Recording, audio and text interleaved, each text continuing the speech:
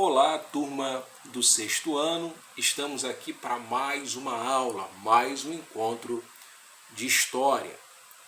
E hoje estaremos dando continuidade às fases de Roma, as fases da história de Roma. Na aula anterior, nós falamos sobre as duas primeiras fases, o período da monarquia e o período da república. Hoje nós estaremos dando início à primeira parte sobre o Império, a fase do Império Romano, que inicia-se em 27 a.C. Estaremos tratando dos primeiros anos desta fase. E esses primeiros anos do Império é o período de transição entre o final da República e o início dessa nova fase. A República teve como seu capítulo final a chamada República dos Militares, que teve como seu último governante o general Júlio César. Quando Júlio César morre, há um período de instabilidade no governo romano. E esse período de estabilidade é marcado por disputas. Essas disputas envolveram três personalidades: Otávio, sobrinho de Júlio César, Lépido e Marco Antônio. Na batalha entre esses três generais, quem vence é Otávio. Otávio, ao vencer essa batalha, passa a ser o grande governante de Roma. Porém, ele irá buscar mais poderes do que os governantes que lhe antecederam. E para isso, ele irá pressionar o Senado a legitimar, melhor dizendo, o seu poder soberano.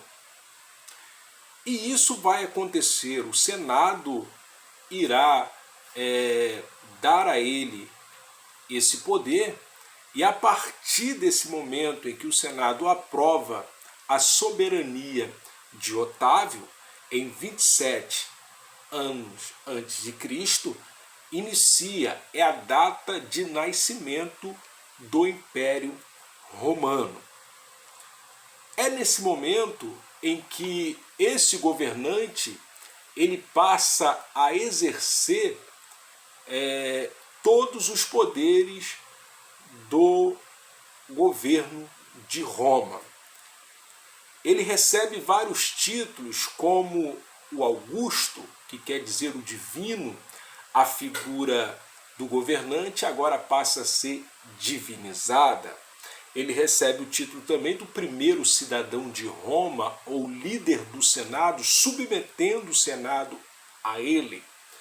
Ele recebe o título também de Pontífice Máximo, o grande líder religioso. Ele é o grande líder religioso, e também o título de imperador, como líder do exército romano. Ou seja, a partir desse momento, Otávio ele acumula a liderança política, religiosa e militar de Roma. É o início do Império Romano.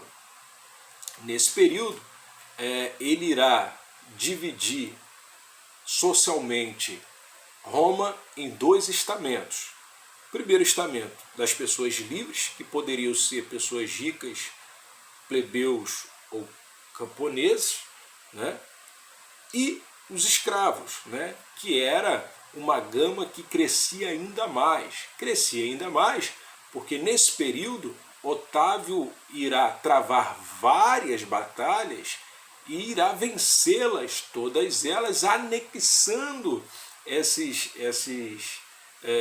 inimigos ao seu território e fazendo com que Roma se tornasse a grande potência econômica, política e também militar da Idade Antiga. Ele irá realizar várias transformações em Roma que fará dela essa grande potência como conhecemos até os dias de hoje.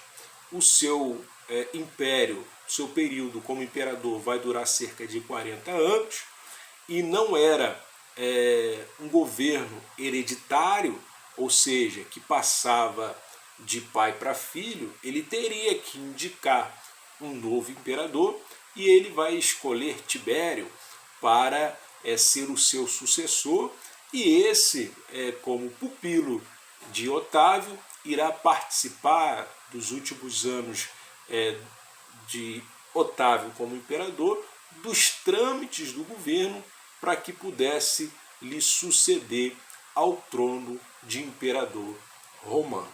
Tá ok, gente? Por hoje nós estaremos ficando por aqui. Iniciamos os primeiros anos do Império Romano e na próxima aula daremos continuidade na decorrência desse império até a sua queda.